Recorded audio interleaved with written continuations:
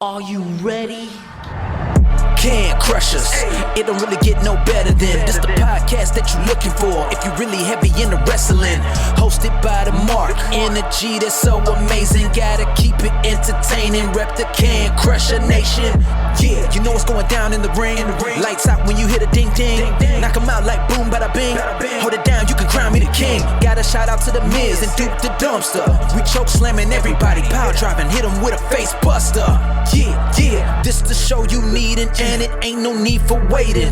Mark, hold it down for the Can Crusher Nation.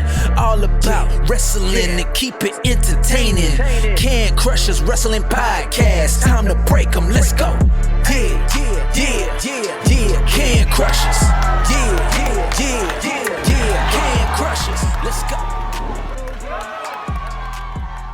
Hey, this is Shauna Reed, and you're listening to Can Crushers. This guy's awesome, but sometimes, he likes to talk about other things that are about Joe Jonas, and really wants to be about the Jonas Brothers. So enjoy his fandom about wrestling and secretly duetting with Joe Jonas. Welcome back to another Can Crushers Wrestling Podcast. I am your host, Mark the Mark Martinez, and if I could sing, I would sing with Joe Jonas. I don't care, Shauna Reed, throw me under the bus, go ahead. But this isn't about me singing with Joe Jonas, or me even singing. This is about the return of one of Can Crusher Nation's favorite guests this year, and probably one of my favorite guests this year. We talked about everything under the sun besides his career. So we are going to, hopefully, if we can corral both of us, because no blame on either one, but we'll both take the blame, to talk about professional wrestling and what he has done in and out of the ring and in some accomplishments. It's the big boy from the big country. It's Mr. 325 from the 325, D.L. Hartley. Guys, you know everything about him. And wait a minute. If you don't know everything about him, go back until like February, I believe, is when we recorded his first spotlight, and we do talk about some of his, first steps into wrestling.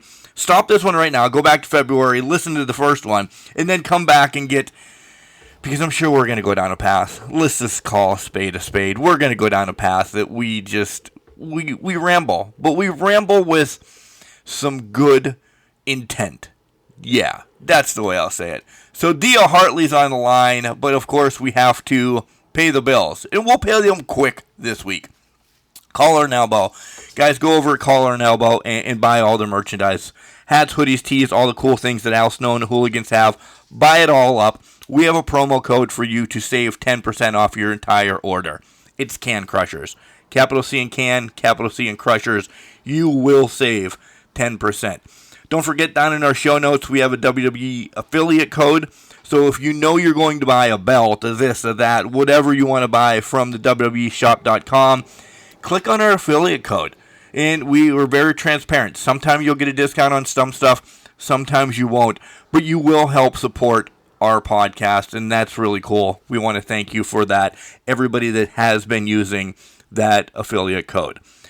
Don't forget, we have merch over at CrowdMade as well. So go to CrowdMade, type in Can Crushers, and you'll be able to check out the merch that we have there. Dubby is my energy drink right now. I told you I'm going quick. Dubby is my energy drink of choice right now because there's no crash, there's no carbonation, there's no calories. Tons of flavors out there. I have two that I keep switch-swapping back and forth. Switch-swapping's not a word, by the way. But I keep switching back and forth, and it's Beach and Peach and Callow Cream. My two favorites. I do 2 scoops in my shaker in the morning, shake the shit out of it, and drink it up, and it keeps me going from early morning till late evening, and it's pretty cool. We can save you 10% as well with the promo code Can Crushers. There is a sample pack out there for $20. They give you a couple different flavors. The shaker, try it out to see if you like it. The promo code works on that as well. You know we're everywhere. We fill your ear holes on Wednesdays and Saturdays. We fill them up with wrestling talk and amazing interviews from all over the world. That's what we do here on Can Crushers. YouTube, the audio version. Spotify, iTunes, Chatbox. The list goes on and on. Google Play is essentially disbanded. They are not out there anymore. If you still have Google Play, good for you, but I know as of June it was going to blow up. Nonetheless, wherever you listen to your podcast, we are out there. Make sure you check out the app that is available on every phone, essentially. It's called Podurama. They have a ton of great deals. That's actually where I listen to my podcast from, just because I'm in and out of so many vehicles, this, that, and the other, and it just carries with it so much. They have some cool specials out there, too, when you sign up. What else? Facebook, Instagram, Twitter, X, whatever the hell you want to call it. We're there. Join the conversation. It's all at CanCrushers69, and join in. Guys, don't forget, on June 22nd. So you'll have to have your questions in by the 20th. We are doing another Ask Can Crushers, one of our favorite shows we do every quarter. We allow you to take over with your questions. It's cancrushers69@gmail.com. Send those questions in, and we'll answer them live. We kind of really shoot through the week in wrestling and spend a lot of time with you guys giving you our opinions about what's going on and what we think is going to go this and that, or we'll give you our top this or whatever. But, get your questions in now. Anybody can submit them. We'll run through them. We basically get about 25, 30 questions at a crack, and we kind of limit them and go from there, and it's really cool. We spend the whole show doing that. Again, it's cancrushers69@gmail.com. Again, don't forget to listen to our Saturday shows. That's our weekly wrap-up in professional wrestling. Me and Sir Michael Jenks sit down and catch up. And, of course, the first intro, we talk about what's going on in our life, and that's craziness within itself. Well, I've held DL long enough, so let's take a quick break and get DL here to talk about his career this time. And we'll see what else. Hello, this is the Queen City Killer, Clara Carter, and I surprisingly love the Can Crushers podcast, so you should definitely go give it a listen. Welcome back to Can Crushers, folks. You heard how excited I was, because it's all been my fault that part 2 has been in the works for a long time, but life, Nonetheless, I am so happy to have one of my favorite guests on. He is the big boy, Mr. 325, from the 325, DL Hartley. DL, how the hell you doing? I'm doing all right. How are you doing? What's up, girl? How you doing? What you doing? How you doing? It's been crazy. I said it right there, but I want to say it again directly towards you. Between life and work and everything, you have been somebody that I've bumped a couple times because crazy schedules. We have a different time frame and everything. And it just hasn't worked. So, personally to you, as a human being, thank you for working with me. But we're here, right? Absolutely. We are here. We are in the now. And I'm excited. You could have had me on tomorrow. I'd be excited. A month from now, I'd be excited. Probably 3 years and 25 days from now, I'll be excited. I'm always excited to be around. You are. The first episode, we kind of had a Dr. Phil type of episode. We got out everything that we needed to get out. We didn't dive a lot into your matches or your career, essentially. And we're not going there right off the bat because I have so many questions. You were last on in February. It is now June. And your life is a roller coaster, and I want to jump back on this ride. I've been on the ride, so go ahead and hop on in. Okay. So one of the things we talked about real quick in February, and I'm not going to keep beating the dead horse there, but we talked about how everything just changes so fast in pro wrestling and life and this, that, and the other thing. So essentially, without diving into matches, because I really do want to showcase some of those down the line, what has changed? What has been going on? What is up with you? Oh, man, since February? That's the last time? We've talked every week since February. Yeah, we have. Oh, man. So I think we talked about the last it was right before I had my match with Brick Savage, I believe. Yep. So yeah. I got bricked up.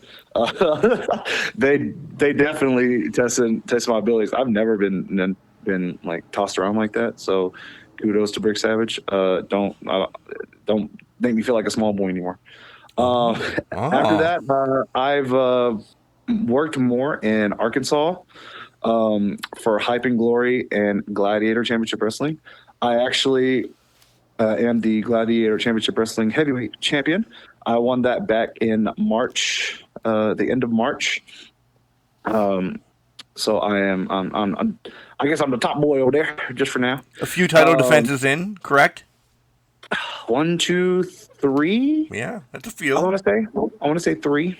And then I also one important one. Mm-hmm. I got the world's undisputed championship for Cam, the Coda brand title, because I took that from Malik, and I didn't mean to take it from Malik. Malik was see what happened was it was May, this is a big point. Yeah, it was May 4th. It was Malik's birthday, and Cam decided, to make it the big match, the biggest match in Texas, the biggest match in the Coda brand, to put both titles on the line: my Big Country Championship for Rampage Wrestling and his CTC Championship, and I won that. And so even though Malik, my boy, shout out to Malik, shout out to Cam, Coda brand.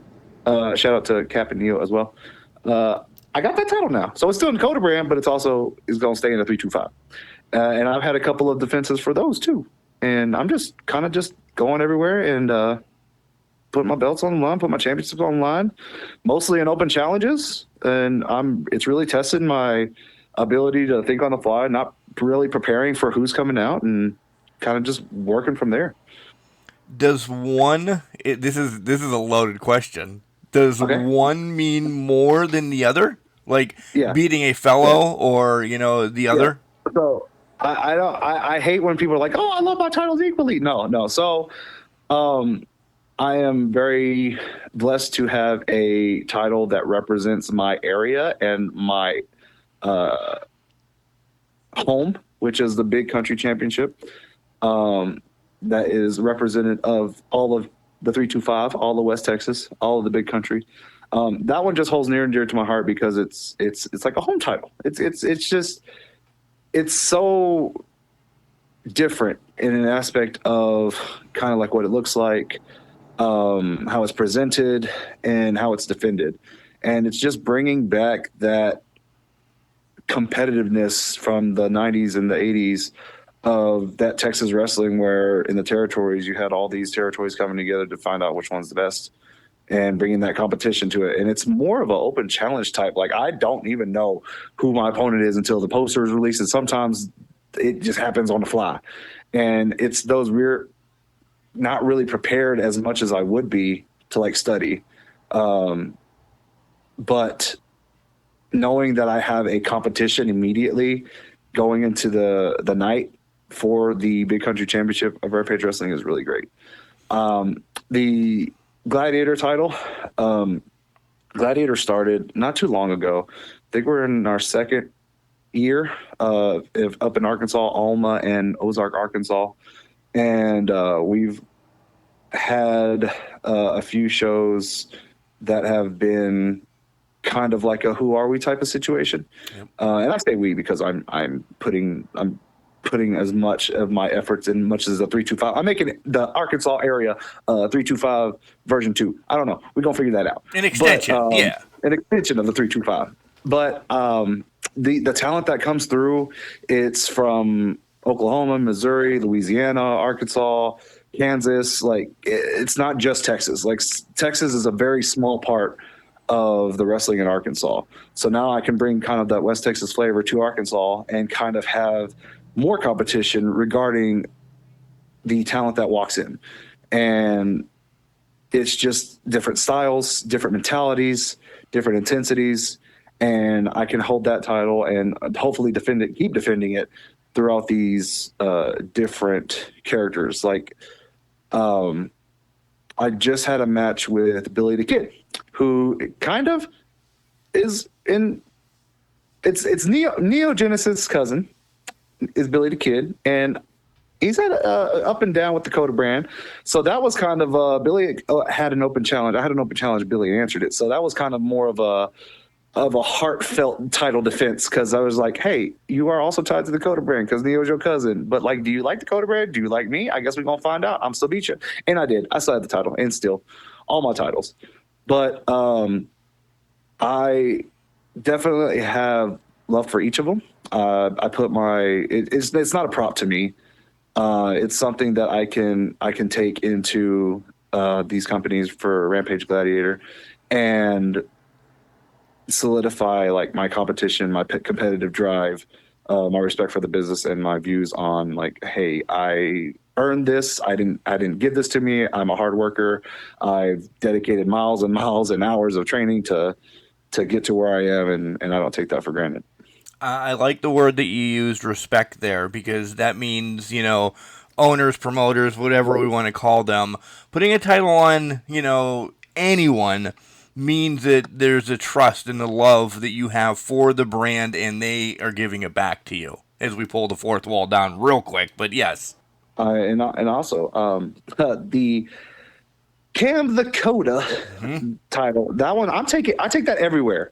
So, and it's more of a, it's not like a 24/7 title by chance, anything like that. Like, it's not under 24/7 rules. It can be, but if I'm taking it to like, let's say I took it because I took it to Wild Wings whenever I got wings the day. We're getting there. Like, calm down. We're getting there. Oh, I know.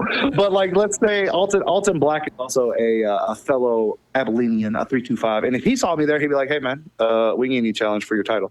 And I can't say no, but I can't say no. But my competitive drive is like, you know what? Just bring all the wings. Whoever wins wins. And with the CTC title, it's changed hands in staring contests and water flipping and basketball and rock paper scissors. It's just any challenge that you could think of is that title's going to be on the line. But with mine, I've had 2 defenses so far, and it's been wrestling matches. So the more wrestling matches I can have, then the more it's going to be like, oh, hey, it's an all-around title to put on the line of different statures and different statuses with different talents. So you might not know who is going to challenge you for what, because like Malik could come up to me and say, hey, let's play Mortal Kombat. I'm like, all right, cool, let's play Mortal Kombat for the title. Cool, whatever. But as soon as they see that title, they know that it's free grabs up for grabs on the line each time, and I got to kind of hold that a little closer to me. Do you have a special match, you know, and I'm putting air quotes around match, by the way, that you think that no matter what, if it was a wing eating contest or whatever, do you think there's one that is just nobody? You would beat Bruno's record or anybody else's of holding the CTC title? Probably Guitar Hero, Clone Hero. That's gonna, yeah. Good luck, guys. Yeah, I'll put up a table. I'll put up my console. I'll put up the screen. I gotta have the right collaboration, because like, you don't want to be hitting notes, ghost notes, and you don't want to be going by. But once we get it calibrated, good luck. Okay. So a Guitar Hero one. Also, if anybody out there wants to throw down on some Yu-Gi-Oh, I just went through my rummaged in my storage, because you never know. Someone's gonna come up, hey, Yu-Gi-Oh match. I'm like, what's Yu-Gi-Oh? No, I know what that is. I got my decks ready. I'm gonna keep that thing on me. So get a mat out and let's go.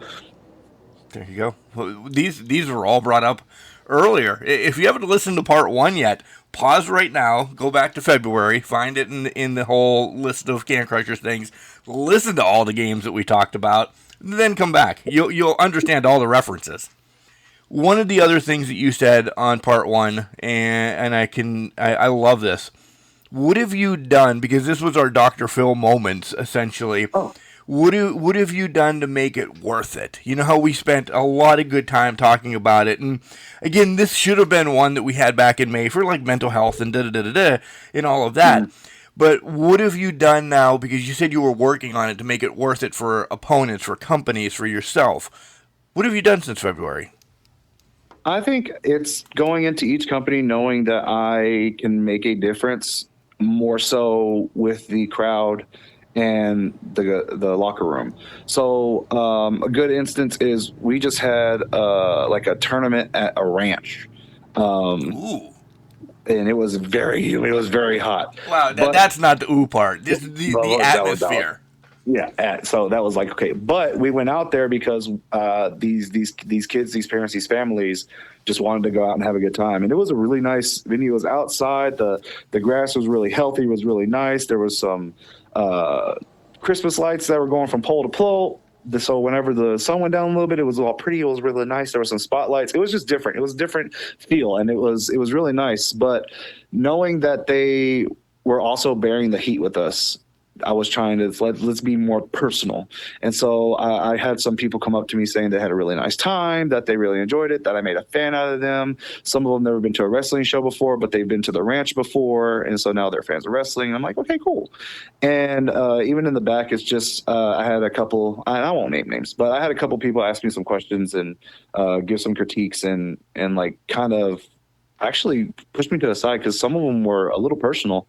They just needed some help for some of the stuff that they were going through, and we just kind of sat and talked, and they thanked me and was like, okay, I hope you see you around more. I want to see you. So it's like those guys I haven't had a connection with before, sitting down and having one conversation with them, just to know that they are heard and they are listened to and that they are appreciated just by giving me their time, and just sitting with them really had that connection to where like I'm excited to meet them in the locker room again. I'm excited to cross paths with them again.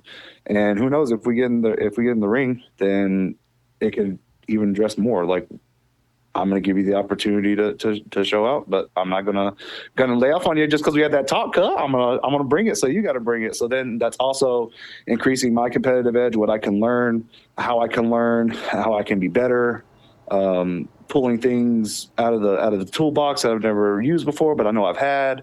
It's just kind of a structure on testing myself and pushing myself beyond my normal happy-go-lucky, fun, big boy stuff. Like, okay, but sometimes I can be technical, adding the cross-face chicken wing to my arsenal because that's fun. Working on new submissions because I'm not really a submission guy, but you never know. I might be in the ring with Sam Stackhouse one day, and that's a big boy. That's a bigger boy, and so I need something to go. So just honing my craft and being able to talk to these people and building them up as well as myself. That's kind of what I've been focused on the past few weeks. Are you doing the Bob Backlund crossface chicken wing? Sure am. Yeah, all right, that's good. Now I'm not. I would never ever be as good as Bob Backlund ever in the history of forever. But it's just I kind of give myself a little pop whenever I hook it in because like no one sees it. But there was somebody in Oklahoma at NCWO. I was facing Brandon Gatson. And I hooked it in and someone said, crossface chicken wing. I was like, that's what that is. And I was so happy because someone knew what it was. But then I kind of let that slip and then he got out of it because I didn't really lock it in as well because I got too excited for someone actually knowing it. No. It's a move that we don't see a lot, that we should see a lot because it's amazing. It really is an amazing move. Oh, yeah. And so I was going to like wrap my idea is if someone gets a little too happy-go-lucky with that and they want to run away, I'll just sit down and then wrap my legs around them, call it the bone-in chicken wing because of course. I don't know, we're trying something different. I don't know. Gotta make it 10% mine. Right. Oh, sorry, 32.5% mine. Oh, first reference, yeah. Continuing with some of the stuff from last time, before we get to like new fresh questions, what is your new random that you're, chilling, thrilling, and killing? Because we've heard Guitar Hero, juggling, you love comedy metal. Like, what's your new thing? Because we know you're a gnat, and you jump from, reading a book to playing Sorry to drinking water to this or that. It's funny that you said jumping because I just got done with Quantum Leap. And so the time travel aspect right now is kind of my hyperfixation. So I have a few like butterfly effect / time jump / time travel movies. I just got done watching Looper. I'm just cried my eyes out watching About Time. Disclaimer, don't watch that movie unless you want to cry. But if you want to cry, watch that movie. That one hurt. But I have like Project Almanac in the queue. I'm gonna be probably watching Timeless. So like now it's not like really a thing that I'm doing. It's just a thing that I'm watching, and it's just, I don't know what it is about time travel right now, but that's my hyperfixation. But it's always something new, so that's my something new. Okay, that's your something new. I should have asked you this last time because you were pretty animate about anime, and I've heard this and I don't know why I'm really asking you this, but everybody has told me, from my tattoo artist to this randos, Mark, we really think that you would like anime. And I knew we could go down this crazy ass path. Yeah. What anime would I like? Like, what am I looking for? And that sounds really weird and like, I don't know you from shit, Mark, you know? But what would I like? Because I think you're on the same brain length as me. Right. So and I'm really going to take notes. I would go with the easiest to get into first. There have been a lot of people that have started on hard animes, like Hunter x Hunter, Code Geass. They have tried getting into those, Tokyo Ghoul, Assassination Classroom, those, just listing off a few off the top of my head. And they don't really grasp like a slow intro to anime. So my slow intros would kind of be like Death Note or One Punch Man, just because those are fun. If you're into like real big mecha, like machines, with anime and some storyline, then I would say Code Geass or Gurren Lagann is going to be one of those. You can also have the searching, hunting, killing, slashing like Hunter x Hunter and Demon Slayer, but also the classics, Cowboy Bebop, Inuyasha, Yu Yu Hakusho. Those are really good classics to kind of come up on. One of my favorites is JoJo's Bizarre Adventure. But those, every season's kind of different in an aspect of what they're trying to do, but they try to actually surround it on an anchor, which would be okay if you were okay with there being diverse selection with that. I typically stay away from rewatching the long ones like Naruto, One Piece, Dragon Ball. I will sit down and watch like abridged versions because they're fun. But I watching 600 to 700 episodes of the same anime, it's gonna kind of burn me out. So I'll flip flop back and forth. But you definitely want to get a season in of like something that just happened. So one of my favorites is not the Weed Eater that you hear behind me, but Dr. Stone is one of my favorites. I think it's just came out with 2 seasons. It's about society going back to the Stone Age and trying to figure out how to get back. And they've just been frozen in time, essentially, well, stoned in time. There's a scientist that has counted down literally the days and the minutes of how long he's been alive but not moving, and just rebuilding society on that front. It's really nice. That one intrigues me right now. Like, goodbye. Yeah. I'm going to get into that one. That one. Okay, do that. And then there's also a Korean anime called Lookism, and it's about images being accepted. So without spoiling it too much, there's just this guy who's kind of seen as a joke, kind of bullied around, kind of wishing that he was a different person. And then it's like, okay, what happens if you do become that different person? And the show goes on. I won't do more, but there's a reason why that's a fun one. That hits home a lot because I did used to be kind of outcasted and bullied for the things that I liked and the things that I like talked about or fixated on growing up. So that one kind of hit home a little bit. But since you've already picked one with the Dr. Stone, I would say Dr. Stone first. And then you can just check back in with me later, and then we'll go off that one. Well, Dr. Stone, but I think you sold me more on Lookism because, listen, we've had talks about mental and this and that. It might go to Lookism first and then to Dr. Stone because I like honestly, the different. If you want to keep your mind open, do one episode each. Like do the first episode on Stone, do the first episode on Lookism, and then whatever you feel, just go back and forth until you're ready to finish one and then finish the other. Now, a lot of people can't do that, but I feel like it's easy for ADHDers. I feel like that's easy to follow and you should go back. Because like you got to keep your mind going. Yeah. All right, so this one is video game wise. To wrap it up before we get to real random questions, have you completed the 40 Years of Mania yet? So I haven't bought it yet. Now the reason I haven't is because Elden Ring is coming out with the DLC, and all my money's going to Elden Ring. That's what I'm waiting for. I'm waiting for as soon as June 20th hits, I ain't gonna be available for a hot second other than wrestling and Elden Ring. So all my money's going there. I get it. I get it. July 19th, my world comes to an end with college football for about a week. So yeah.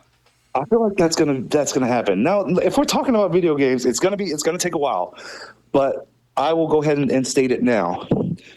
When Grand Theft Auto 6 comes out, and all of these old groups, all of these Xbox, PlayStation, PC groups, all these guys that used to play together that have gone out and have lived their lives and haven't kept in touch, the amount of groups and the amount of friendships that are going to be bonded and brought back because of one game is going to be glorious. And it's fun. Ironically, it's Grand Theft Auto 6 with as much mayhem as possible. But bringing those groups from like 2013, 14, 15, whenever it first started, and still, I mean, I'm still gaming with some of my group now, but bringing those back to where like, hey guys, we got to get on the game. We got to do this now. Let's schedule this, because now we got to schedule and we got bedtimes and stuff. But it's going to be a whole, it's going to be like Pokemon Go. Whenever Pokemon Go came out and everybody was having a good time and everybody was just happy and living life, we're going to be doing that from our chairs, but still, we're going to be out there doing stuff. We are. We really are. That, and like I said, college football, we've had a question on the last Can Crushers. Hey, will you guys start a whole 164 team dynasty for us? And I'm like, imagine trying to schedule 164 different people to play this game. You'd have a week to play, da-da-da-da-da. It would be fantastic. And thank God EA Sports is like, hey, idiots, we're only going to allow 32 people to play this at one time. But we're going to do it at some point. Yeah, I completely agree. This has been a game as for sports nuts that's been waiting for 10 years. So that's true. The wife already knows that weekend she could go to Guam, she can go to China, she can go wherever. I'm not leaving the podcast room. Ordering pizza and drinking water and just trying to stay alive playing football. So I get you on Grand Theft because I'll be there as well. All right, random questions. Then we'll actually get into your career, for the love of God. Okay. And you're not getting away from getting another question from a guest. So okay, I forgot about the guest. Thank you for that. I'm ready for that one. Yeah, and I think I might be ready. We'll see what happens. So here it is. Hey guys, this is Elrod, the One Man Zoo, and my question is: if you could wrestle an imaginary or a fictional character from a show or some pop culture match, who would it be? That's a tough one. I'm not going to think too much on it because I feel like my mind would go crazy with it. But why do I want to say Sully from Monsters, Inc.? Oh, no. Oh. What you mean? What was that? Monsters, Inc. is my favorite of all time. Like, the Incredibles hits, Toy Story hit. Between Mike and Sully, those are my homeboys. I don't want to see him getting... Well, your homeboy's about to get jumped by the 325. What are you talking about? No. Oh, shit. Now I got to get Sully inspired gear. Now I got to do it. Now I got to do that. Really do. The purple. I mean, it is purple, so I might as well just get the blue one. We'll be good. Why him? He's got a punchable face, though. I agree. I don't know. I guess I was just looking for things around, and I don't even know what triggered me on Monsters, Inc., but that's what we had. Because knowing me, I would sit down and I would analyze why I would, who I would, when I would. And I'm just like, we don't have that time. We don't have that time on the podcast right now. We have as much time as you want, brother. Okay, get ready for about 3 hours and 25 minutes more. I didn't ask you this in the last time, and this is going to be an interesting question. If you could go to dinner with anybody, this has to be a real person, anybody that's ever lived on this earth, who would you go to dinner with, and kind of what type of conversation would you have with them? That one's a little tough. Oh man, dead or alive, right? Any dead or alive? Yep. I don't know why I'm thinking about my grandfather, who's very much alive. But he's always said he's always wanted to sit down with Clint Eastwood. And so I'm thinking Jesse James. But I'm like, I'm not a Western guy, but I'm only a Western guy with my grandfather.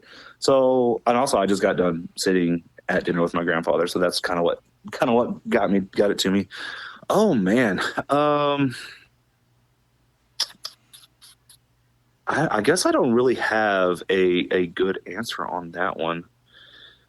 Give me a hot second. Give me a hot second. No, but this is already answering it to me. And you can answer when let me just explain a little bit. This is real life. This one's hitting you. Like, you know, you don't want it to be a Doink the Clown. You don't want it, like, you want this dinner to mean something to you. You know, have it be Grandpa and Clint or something. I thought you were going to maybe add extra people. You know what? Let's do a table for three. Let's do a table for three situation. Me, my father, or my grandfather, and Clint Eastwood. Okay. We'll do those three. Only because, like, my grandfather is the single most important man in my life. My father was not around. I didn't have any siblings, no siblings, just me and my mom growing up. So grandfather was there, taught me everything, whipped my ass a little bit, whatever, but taught me a whole bunch of life and a whole bunch. So whenever we're sitting down with dinner, it's really, really, it means a lot to me. So let me go ahead and bring my grandfather on with that. And we'll do a table for three with who he wants to. And honestly, if I could just sit and learn from both of them, just having that conversation, I think that would be really neat for me. That was in the back of my mind. I was just going to say I could see you actually not being the big boy, Mr. 325. You would just sit and allow Grandpa and Clint hang out, and you just suck in all the knowledge that you could. Oh, yeah. Just had a dad moment there for a moment, so I understand. I get it. What's your go-to karaoke song? Wow. Yeah, see how the turntables turn real quick. Wow. Geez. I sing a lot all the time, forever and ever. I'm in, always. So probably go to karaoke. So do you want to know a really fun, absolutely fun, you would never believe it fact? Gee, of course I do. I want to know everything about you. I'm intrigued. That's why I'm so angry that it's been, 4 months? Bad at math, but yeah.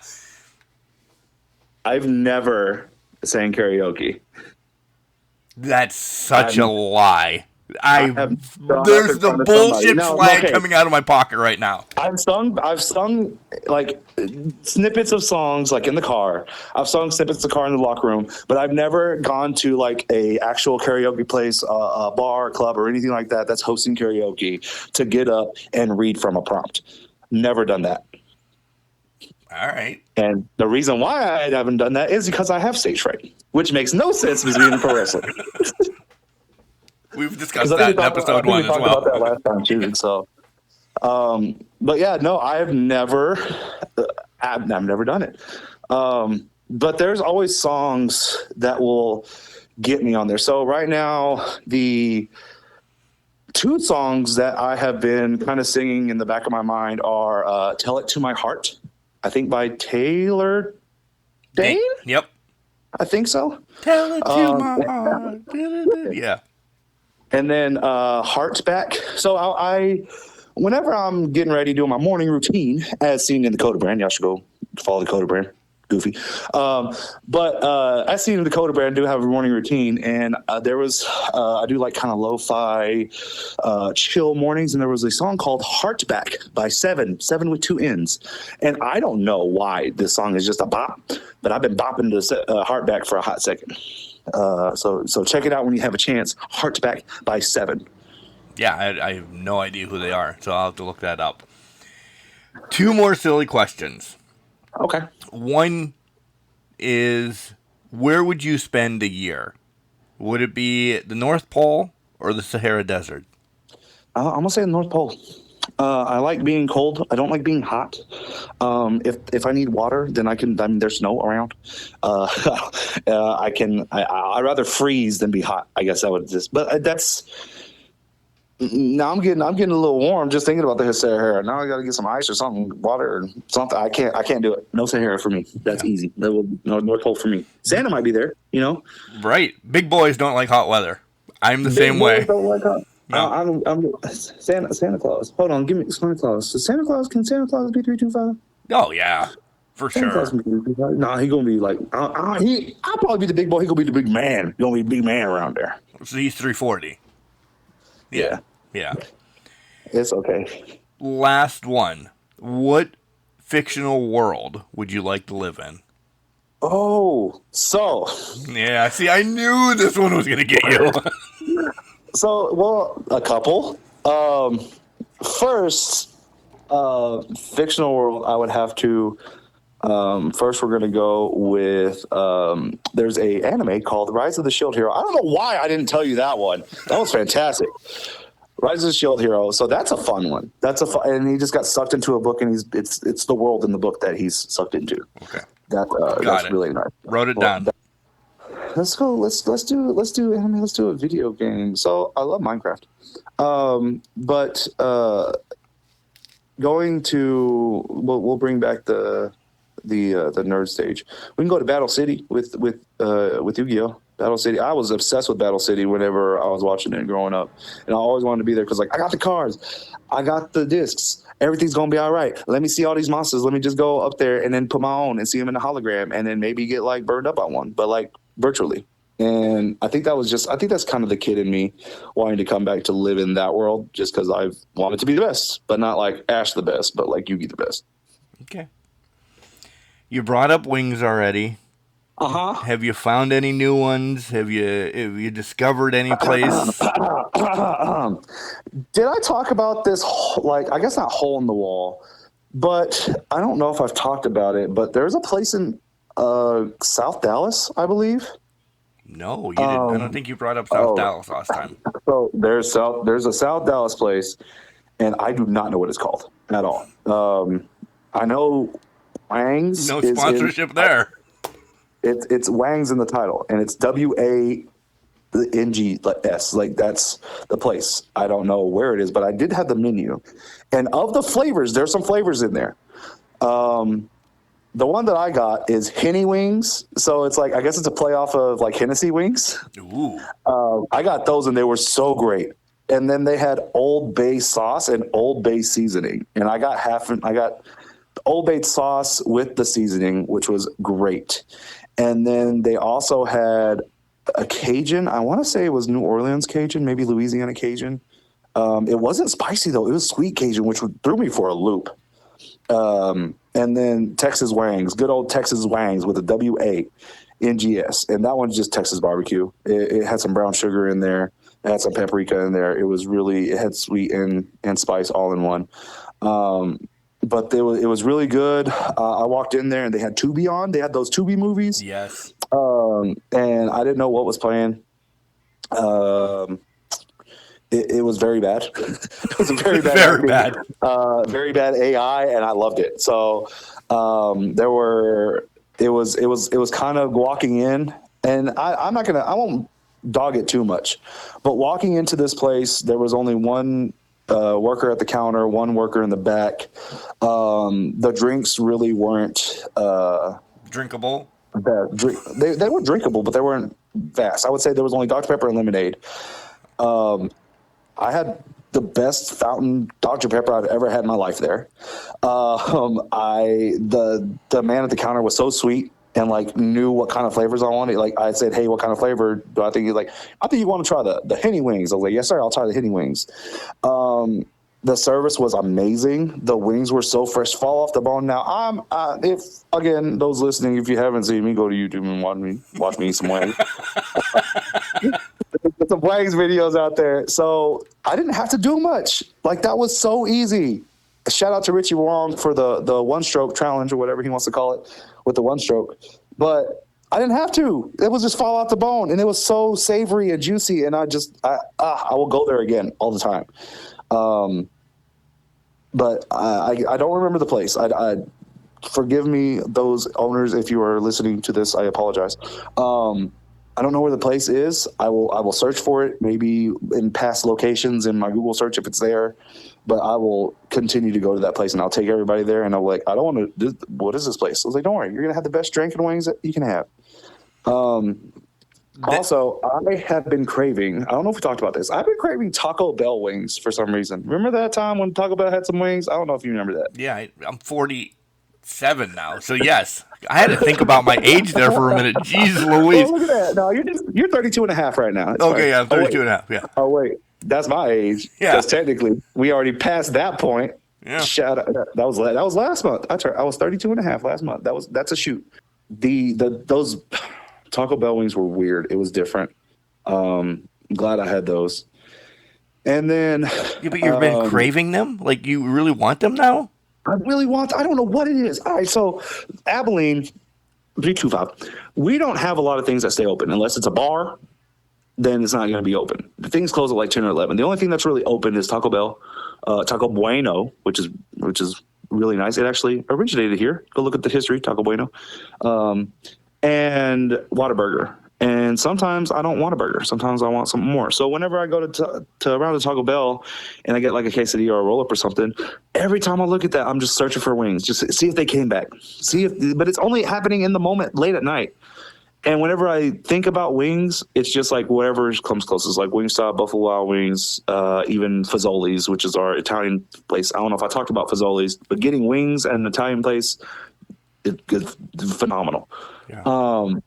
But every time I go to Taco Bell, go through that line, I just wish there were wings. And then I go home and I keep thinking about Taco Bell wings. So Taco Bell, anybody that works at Taco Bell, tell your managers, tell your owners, bring back the wings. Back to wings. All right, this is a wrestling podcast, so let's get to some wrestling. Really? Nobody would know. We're food critics all of a sudden. I'm remiss that I didn't ask you this. We listed your name of kind of people that you've loved, from Vader to Keith Lee to Bam Bam, all those last time. Who's on your Mount Rushmore, though? I know it's a very generic question, but who are you putting that made wrestling? We're gonna go ahead and say a disclaimer. Don't come at me in the comments. Don't come at me in my messages. This is an opinionated concept. Yeah. It might be different from everybody else. So don't hurt me, please. Okay, don't hurt me. Okay. So we'll actually start frontward to back. So if we can add there's always been the Mount Rushmore that's ended with Cena. Cena is like the fourth person of Cena. I include Cena in my Rushmore, but if we can add a fifth one for Roman, and only because of the last run, I have to put Roman there. I agree with you right now. I wholeheartedly agree with you about that. And it's not a replacement. Like you can, if you wanted to, replace those that have came before. But Roman and Cena would be mine. After that, going older, I'm just thinking about the longevity, the respect, the dedication, the loyalship for that. A lot of people don't put Undertaker on their Mount Rushmores. Some people do, some people don't. But I would include the Undertaker in that. I'm going to include him in, I guess, the Legends generation and the Attitude Era. I guess he's taking over all those different decades. Okay. In that aspect. And Hulk Hogan, because I just feel like you don't have professional wrestling, sports entertainment without Hulk Hogan. And I haven't really been a Hulk fan. Even when he came back as Hollywood Hulk Hogan, it was fun. It was nice, that feud with Rock. Trying to redo the NWO wasn't the best for him, so I'm glad he kind of branched out and did that feud with Rock. But even Mr. America was nice. But sure it was. I feel like a lot of people are trying to be included in the conversation whenever it comes to these Mount Rushmore types of questions. They want to solidify their selections based on others, based on what the norm is, based on what the meta is, based on what other people are saying, so they don't feel left out or criticized. I don't give a fuck. No. I know what I like. I know who I like. Regardless of like my personality being a Dusty, Akeem, Keith Lee, polymerization. We'll go ahead and bring that card out from Yu-Gi-Oh. These are just right on your table as you're talking to me, aren't you? They're just sliding. That's awesome. Also, I may or may not have had a card emblem that you can make your debit card, whatever. It's the back of the Yu-Gi-Oh card, but I digress. The Mount Rushmore for me would be Hulk Hogan, Undertaker, Cena, and Roman. Okay. I like it. I do. I really do. I'm not gonna shit on you. I'm not gonna poo-poo you. Mine constantly changes, but doesn't change. I always go Flair Hogan, because Flair just the longevity, what he has done. Hogan, it wouldn't be where it's at. And then I kind of put a spin on it. And I have to add that fifth person too. So I always think Macho for me, and people will never throw Macho Man up there. But for me, he's there. He is. And then the fourth one that I always am like, man, what would Owen have been if Owen was still here? I said this a couple of weeks ago. I think Owen would have transcended Brett. I want to put Owen on there. Cena deserves to be on there. And now, you're right. Roman has got this new era. I don't care that it was prior to the Paul Levesque era and all that. But that's Roman. This is still Roman's era. Part-time or whatever. This is still Roman's era. It's not Cody's right now. It's going to be hard-pressed to say if Cody ever makes it on there. And this question always does stir the pot. And it's what's in your heart. So nobody should come after anybody over who's made you love wrestling Mount Rushmore, essentially, right? Right.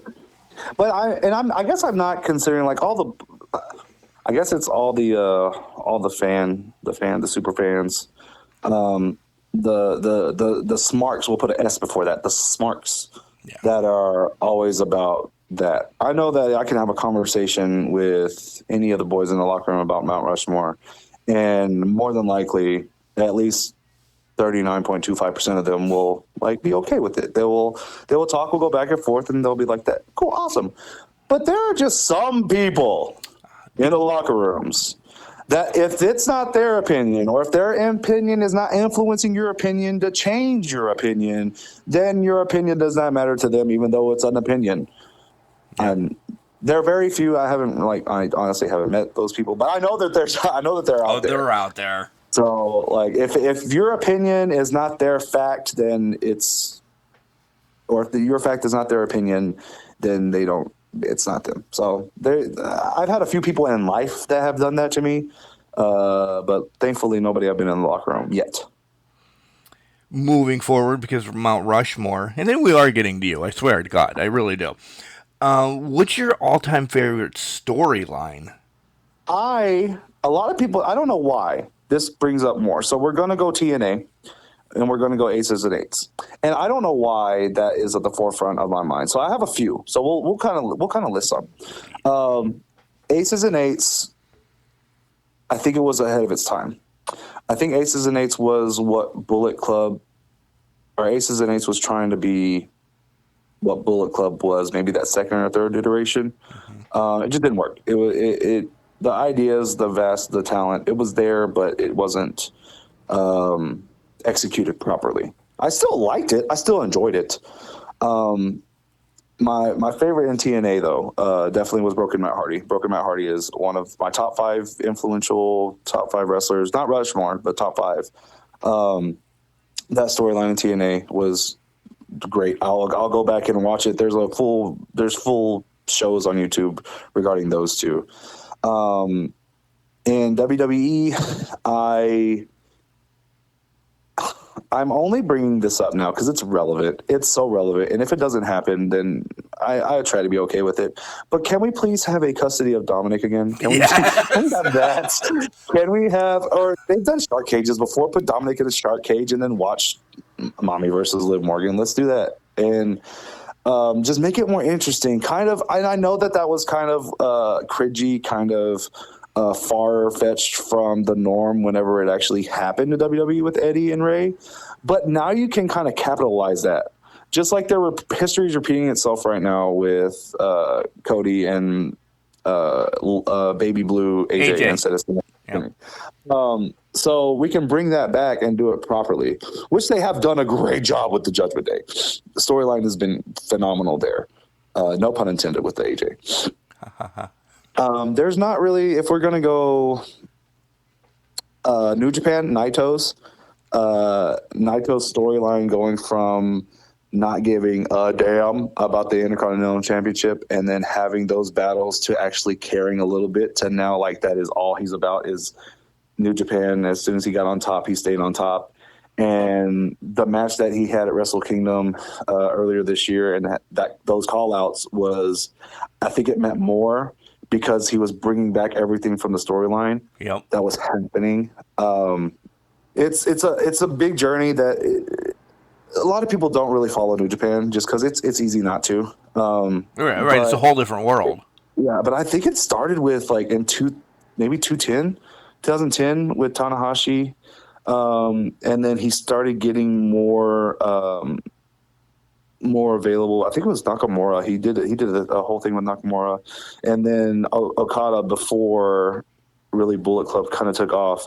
But recently, whenever he started having his bigger matches in 2020 with Jay White, and then culminating with Okada Tanahashi, and even Ibushi back in, I want to say 18 or 19, maybe both at the climax. I don't know. But watching New Japan wrestling without storyline, it's still great wrestling. But knowing how much they can develop an anime-based storyline into the world of professional wrestling and that you can follow it while also maintaining the idea of, hey, there's some Easter eggs, there's some stuff you didn't know, and being able to culminate that at the end and actually pay it off. WWE hadn't done that before until this past WrestleMania with Cody. And the Bloodline storyline, I feel like, should be up there, and it shouldn't be in a conversation. It should be kind of a statement. Like, it should be up there. Just like the Attitude Era is the best of all eras. We don't need to talk about it. Like, we already know. Like, what about the Attitude Era? Everybody knows Attitude Era is top notch. Right. We can tell that about the Bloodline storyline. We can talk about the Cody and like completing his story. Okay. But just general stories hasn't been done as well as it has done recently across all fronts. AEW, I don't know. I don't know what the story over there. There's not really story. Swerve Strickland is one of the best champions, and he should have been a champion a hell of a lot sooner. That's pretty much the only storyline I'm caring about at the moment, until they do something with MJF and Adam Cole, because that was fun. That was just a fun time. Their match together was great. But other than that, I haven't really followed much storyline with AEW because I'm not really invested as much. And that's just because the Bloodline kind of – I've been spoiled. I was spoiled. We have all been spoiled with the Bloodline. We've all been spoiled with the Bloodline. Yeah. And it's not over. It's not over. No. Wait until you get Baby Usos and Baby Roman back. Wait until you get Rikishi back in. I'm going to say I want Rikishi to come back, but I don't want Rikishi to side with Roman and Usos. It's so weird. Like there's gonna be a culmination of a Samoan Civil War. Like there has to be. They're doing such a good job, and we could talk about pulling back the curtain as much as possible. But wrestling has not. There's always been like a wrestling's cool again. Professional wrestling's cool again. No, professional wrestling is on the forefront, the pinnacle right now of being cool, and they're still building the mountain. They're still going, and there's still people out there that will. Well, we don't like pro wrestling, bro. We don't like that fake stuff. We don't like that doing it. I love having conversations. We'll segue. I love having conversations with people that say wrestling is fake, and I ask them what their favorite movie is and who their favorite character is, and they will go on talking about it like it's nothing. Like they lived it. They lived flying around with Superman. Yeah, and so it's fun to have those aspects, but like that's your standard questions to a pro wrestler. I came back. I've done a few like not hardcore matches, but there was one with Ryder Cage. Shout out to Ryder Cage that we had. Also, I may have kicked this man's ass while having the flu. I didn't have the flu. He had the flu, and he still showed up and tried to fight me, and he did, but he got speared through a door. But after that, I like came home to like cuts and bruises and stuff. And my friends were like, "Oh, where'd you get that?" I'm like, "Wrestling." Are those? Is that fake? Is that fake scratches and fake cuts and fake? I'm like, "Yeah, okay." Is this push pin fake? And then I push the push pin in there, and they're like, "Oh no, I guess not." I'm like, "You don't have to."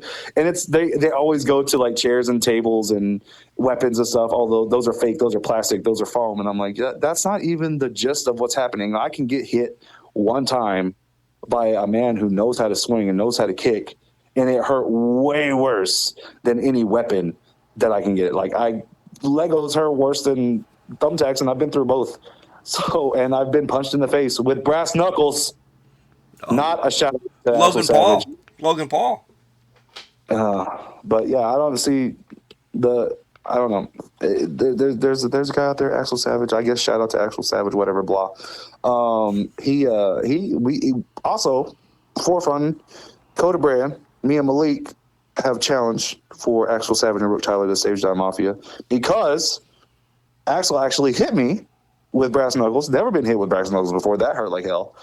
And then wanted to attack me and Malik for having a hug. We hugged in the ring. We were hugging. We were just hugging after our match and we got attacked. We were just showing some love and they just came and hate on us. So as far as realness goes, it was real hurt and it was real heartbreak. Okay, that's realness. Okay, and I'm still upset about it. Matches now. Let's talk about as you progress. Because we went through training and this, that, and the other thing. We kind of talked about your first match. Tell me some favorite matches that you have had. And you kind of link some in here. From accomplishments and go kind of like year by year. Give us some steps of like what you really feel is your best match of each year so far. Oh, that would be good. Let me go ahead and pull out my little notepad real quick. Okay, so I don't think I had any. Let me see my matches. I had 15 matches in 2021 of my first year.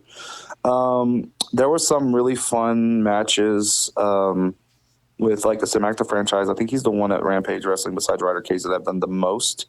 There's a guy named Jason Jones. He was kind of he's real big in the Midwest. He's been doing this for like 20 plus years, but that was the first kind of vet that I was in the ring with that had more than about 5 years of experience. Did that bother you?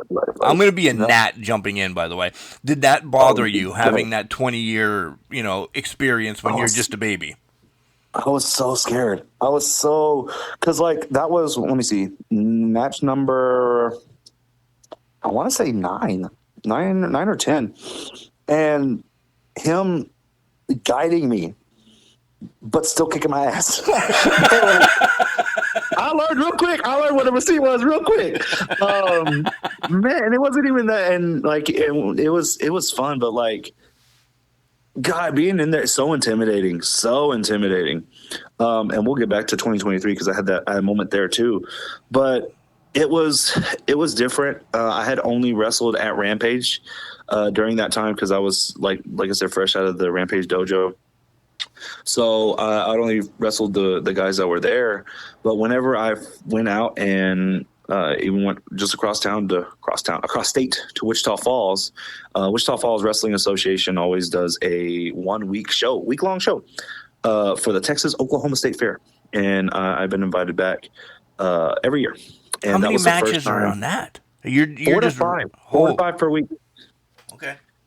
So that first week I had 4 matches throughout the week.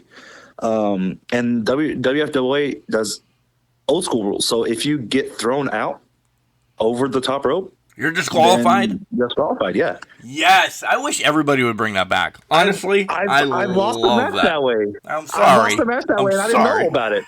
And I'm just like, oh, what? Yeah, I'm like right here, and it was whatever. I mean, I learned real quick not to do anything on the ropes or not throw anybody over. But then, like, you're taught to just throw. Right. It was a good learning experience. But that's the first time I've ever done old school rules like that. So I would say that for Jason Jones for 2021 was really a very good first time learning experience with me being a vet. Now 2022, I had done. Let me see, 8 promotions. I had 25 matches only in 2022, and this was still me still going to training. So these trainings were on Saturdays, and I would drive from Abilene to Lubbock. I think I've talked about this before, but say I've driven 162.5 miles there and back in one day, 325 miles. But we would train all day on Saturdays, and that would be my training. And so instead of going out and getting reps on shows, I would just train and just get into that. And it was really nice. There was, let's see, I had a, I don't think I've talked about this, but the video has since been deleted. Okay. I was on a pre-show for a company in Austin, and I had done a cannonball. And I may or may not have done the cannonball, and the bottom rope, the bottom turnbuckle, may or may not have gotten broken. So, I'll go I'll send that to you outside the pod. But like, that was it was a moment. It was a shit. I broke your ring, and the show hadn't even started. Was everybody all right? Oh yeah, everybody was fine. Okay. Yeah, but it was definitely a holy shit moment for me because I thought I had killed the dude. And then I got kneed in the face and got thrown out after I did it, I was like kind of stunned, didn't know where I was, and then a knee right to my face. It hurt a lot, and I fell out the ring. I don't know. I didn't know where I was. I wasn't, because it was just shock and awe and then hurt. Receipt or just shit happens? Shit happens. Okay. All right. You just threw me out the bottom rope, you jackass, because you broke the ring. But okay, go ahead. It was fun. So there was that, and then I was actually a heel for one match, and it was weird because I got paid for it. I didn't get paid for it in a sense, but one of my boys is just like, "Hey, I know that you're." His name is Scar. He's like, I know that you're big, happy, go lucky, blah, blah, blah, but I need to finish these dudes and I need somebody to help me. And I'm like, all right, cool. What you got? And he's like, I'm going to pay you some money and you got to be a bad guy. And I'm like, I could be a bad guy, like thinking I could. And it was against my boy, Mac the Franchise, and my boy, Gabriel Alexander, both of West Texas. And, you know, I had to beat up on them. I liked it a little bit too, kind of. It was nice beating up on a little bit, but then I felt really bad after the match, and I went to apologize, but they weren't having it. So it was like a bounty, though. Listen, it was a bounty. You know, money's money. I'm sorry. Like I'm sorry that happens. I'm sorry, cuh. Shout out to those guys.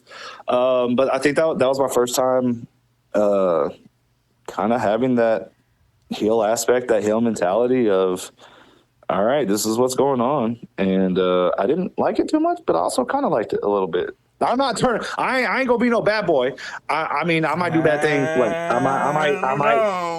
I might stay at a restaurant too long. You know, when they close, I might still be eating, but that's about it. Then I had a match with Steve-On Rimson. He used to go by Stonewall. Steve-On Rimson. Shout out to Rimson. That was the first time.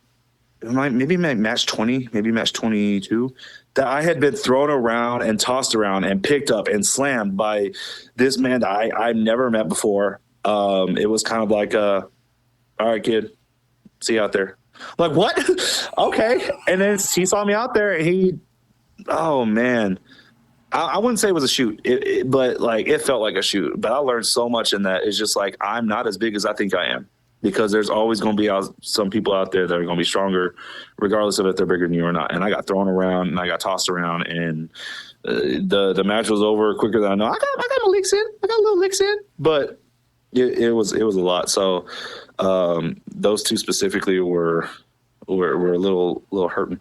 I've been in a lot of multi-man matches in those days, so I got to kind of push my weight around a little bit, but also I got tired of getting double teamed and triple teamed on all the time. Like I knew it. And then after the fourth or fifth match, I kind of had my head on a swivel, knowing that I was going to get double and triple teamed. So I was like, nah, I got this.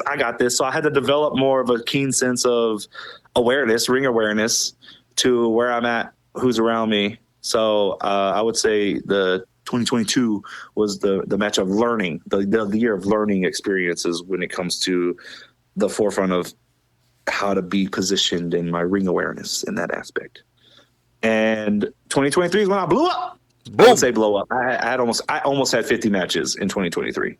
2023 is whenever I started training in Dallas, 162.5 miles there and back, 325 miles. Still, anyway.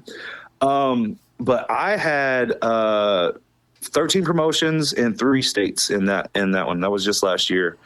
A match that sticks out to me was the tail end of this the year in December. Me and Mac the Franchise, shout out to Mac again.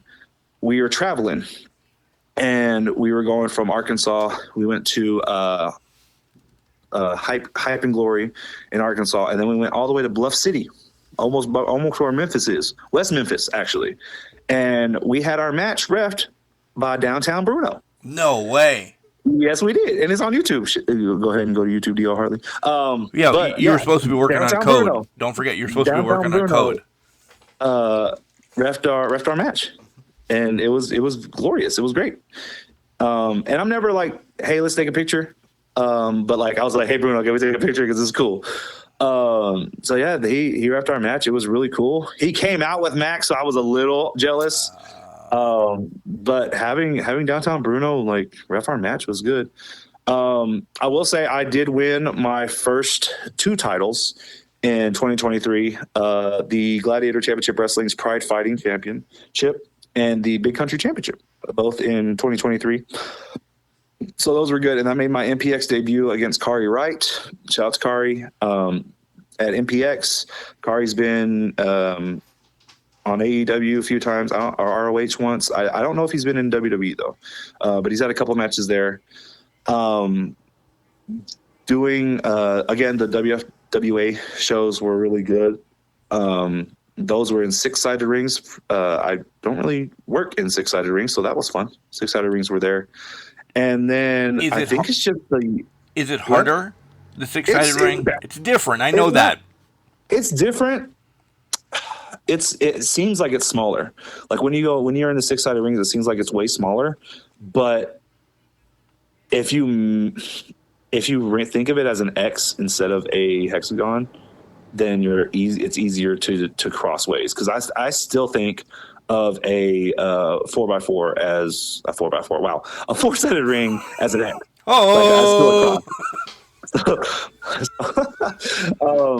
So thinking of a 6-sided ring, finding 4 points on a 6 vertex axis, then making it into an X is so much easier. Then you're still using 4 corners. You're just not using the extra 2. And when you use an extra 2, you're just moving the X and working that aspect. There's a lot more tension in the ropes. I feel a lot more springy, a lot more small whenever I'm jumping here and there.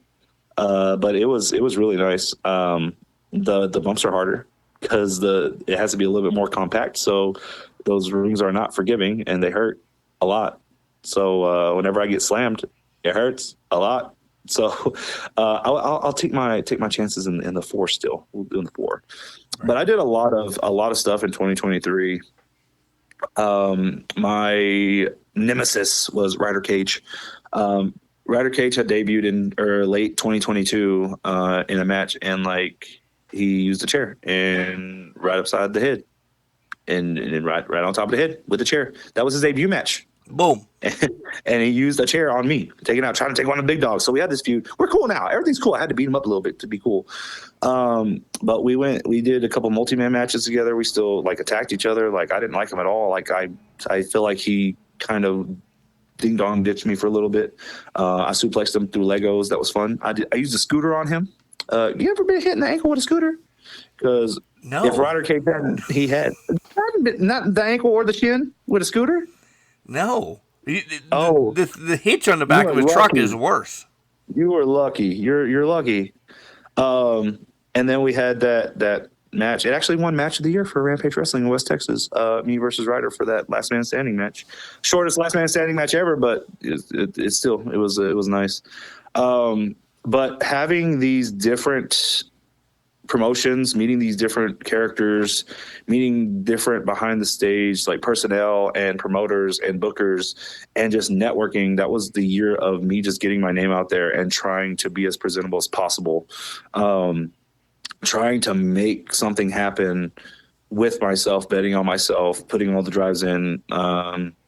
I know I say that, I mean, the graphic does say I drove over 32,500 miles, but I think I clocked about 34,800, I think, almost 35,000 miles on the road for 2023, just to get my name out there. That includes training back and forth on Mondays, sometimes Mondays and Tuesdays.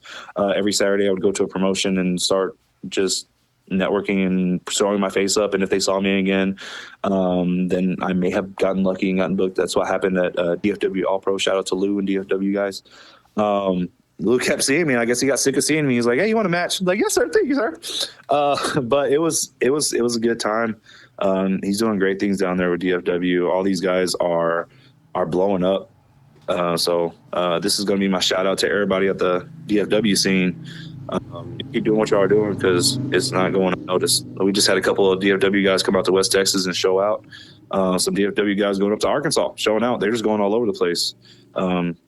Just specifically from the DFW area with all DFW All Pro, Metroplex Wrestling, Advanced Pro Wrestling, all in that area.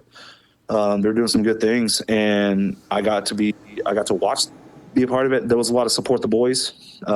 Even if I wasn't booked, I would still go out there and support, show my support, watch the matches, learn from my opponent. That's how much I studied. Like I can study most of my opponents just by watching, but it's sometimes it gets under people's skin. Like I was been told a couple of times, like if you're going to be standing around watching, what's that going to do for you? If you're going to be just showing up, don't be the guy that just shows up because you're not going to get a booking. But I'm just like, I'm over 100 matches now just because I show up and I help and I network and I watch the boys and I support the boys. Right. And that's half the battle. No, yeah. And it's not me doing it for my own, just like I am still a fan. I am still a fan of the boys. And I love to watch the guys succeed. I love to watch my boys making it. And so whenever I go out there and I can have a good time and forget that I'm a wrestler for a little bit and be engaged and involved and be entertained by my wrestlers, my fellow wrestlers, my fellow boys, then I bring that fan into me. It refuels my tank for the love of wrestling, and it makes me want to go out there and be just as good as them. And the 2023 year mark was a lot of learning curves, a lot of changes, a lot of growth, a lot of development. And I think it was just the primer. I'll say the primer of paint on the wall for what I'm trying to paint, what I'm trying to artistically devolve into, I guess, the future of who Mr. 325DL Hartley is. Yeah. So many questions. I have two that I have to get out, though, or they're going to be stuck. When you go as a fan and you're kind of just like lingering around watching, whatever, do other fans notice you, come up to you, say, hey, DL, why aren't you here tonight? Do you get questions like that, or are you kind of just like lingering in the back watching? Like you have to be noticed. You can't not notice somebody wearing purple right. and pink having 325 on the hat all the time.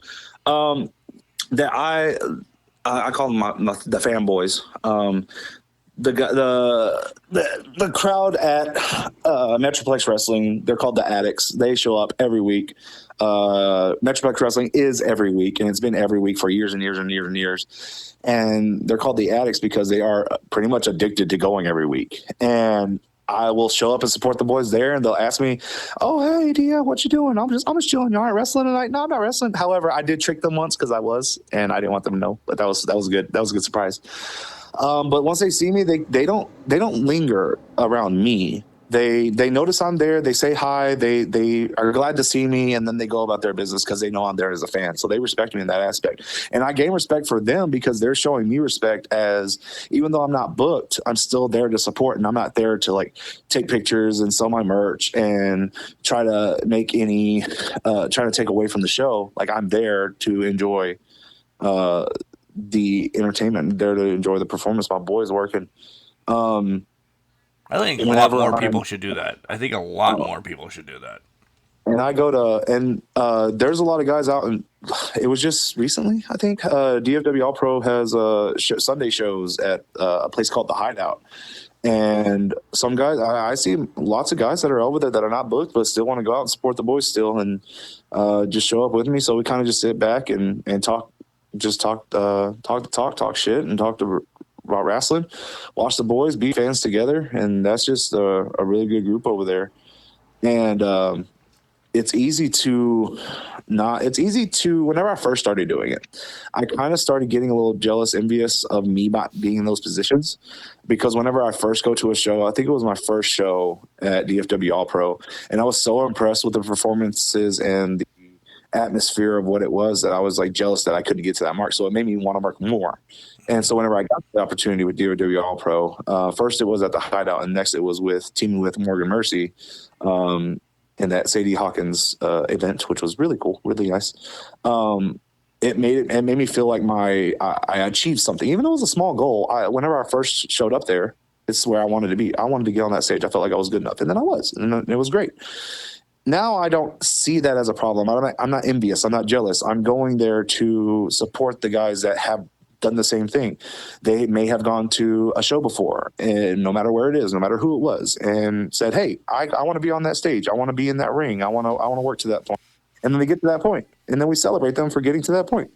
So now it's all just about me showing up and giving all of my love to them and my attention to them, and even nodding along. Like I still reel from kind of holding back on who I like and who I don't like. Now I can actually like, I don't like you, but I think I like you, but I don't.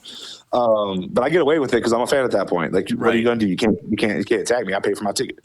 But it's a different aspect whenever you can sit back and you can appreciate what's being done in front of you so that you can make the crowd feel like you feel.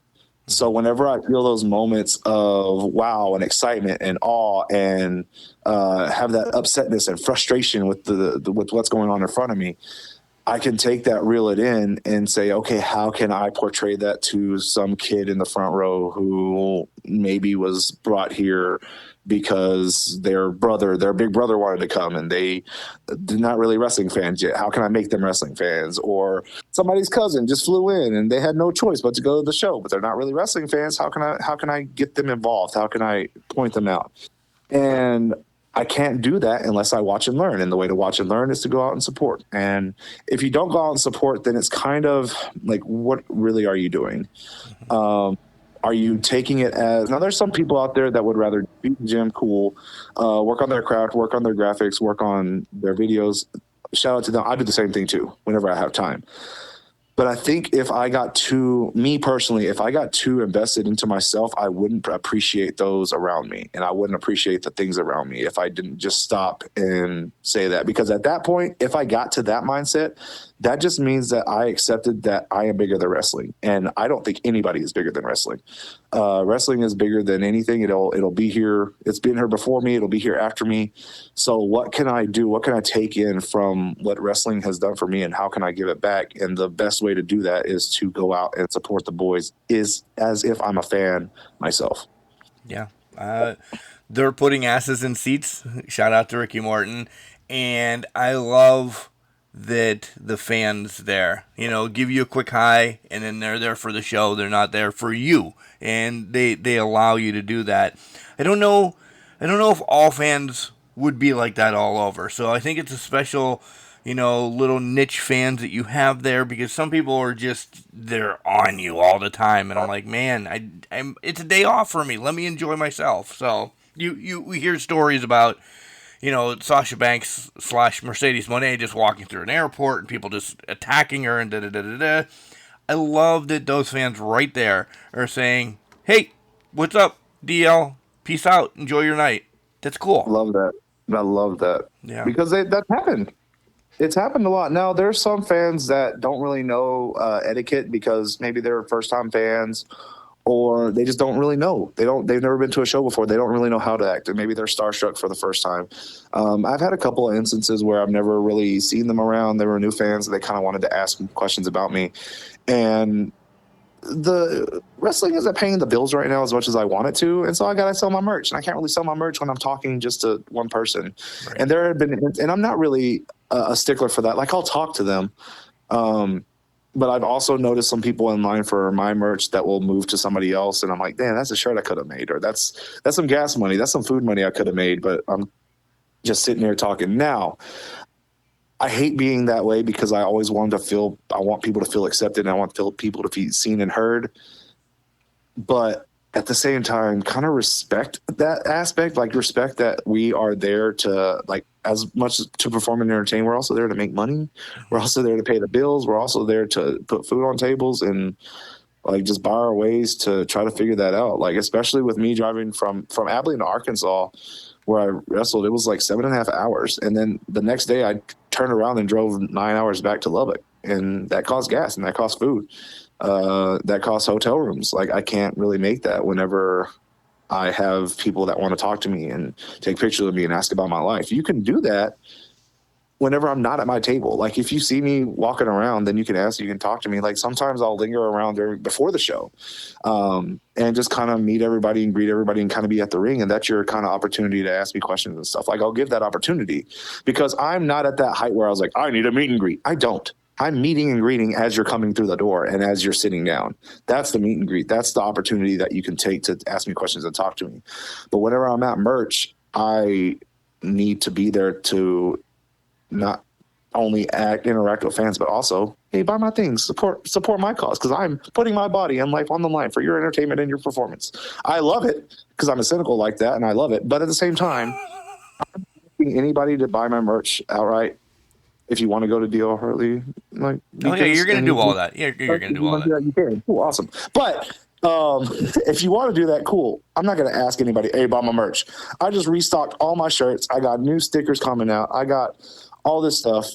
I love your pride sticker. I love your pride sticker. Can we segue into that? Can we take a break for that for a little bit? So I love all my boys, every sexual identity, every sexuality, every person that is wanting to get out there finally and not being afraid to be who they are and be what they are, and being able to go on social media and open the most toxic place in the universe to see all my boys explain who they are, how they are, and not get criticized for it, and shown love and support and admiration for who they are, and being so brave to just let everybody know this is me.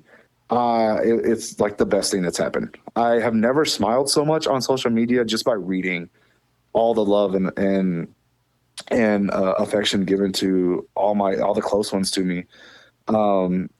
I have always been supportive of everyone, always.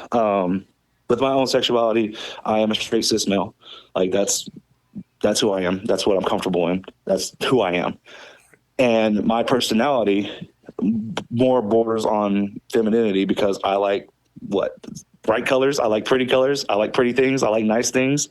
I have been told before that I'm not going to be accepted for pretending. And I'm like, there is no way I'm trying to do that from somebody who has tried to pretend for their life just to survive. Like I take offense to that because I know people that have been out there that have been so scared, that have been to the point where they have to turn into somebody else because whenever they go to school, they get bullied to where they don't want to be there anymore. Whenever they go home, those parents aren't really like, because we live in the South. Okay. We're not going to be oblivious to this. This is real. We live in the South where it's accepted. We live in Texas where it's really not accepted. And at this point, I'm not apologizing for anything that I'm saying because these are people that I have seen struggle. These are people that I have seen go through hell and back, people that I have been in class with, people that I've been cross paths with based on fate and based on just normal happenstances, that where I know whenever I meet somebody that I am getting their true, genuine self because they feel that with me. If I can make somebody feel safe and secure and understood, that is what I'm trying to do. And every single person that I have met that has had these struggles and stories, I make sure that they know that they are loved and that they are accepted with me, because even though I have never had that experience, I will never know what it's like to be that type of person, to be hidden, to want to hide, to not want to be on this earth anymore just because they aren't accepted for who they are. And it's taken some of my people a while, and you don't have to figure it out now. You don't have to figure it out there. You can be in your 50s and 60s and still trying to figure out who you are as a person, who you identify as, what your sexuality is. You don't have to have a play on just one thing. You can be vast things. You can be all the things. You can be none of the things. That's what life is about, is figuring out who you are and how you are. But the best thing that comes out of this is love.